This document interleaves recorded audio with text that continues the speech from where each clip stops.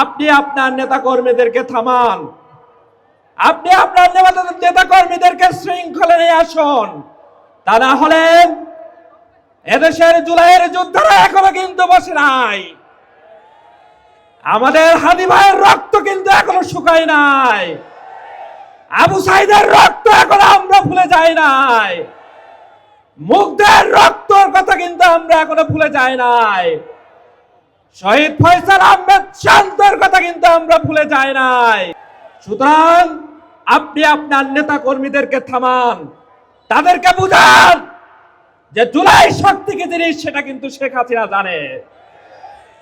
বাসের লাঠির ক্ষমতার কি জিনিস সেটা কিন্তু শেখ হাসিনা ভালো করে জানে। সুতরাং আমাদের আগুনের মধ্যে আপনি ঘি ঢেলতে আসবেন না।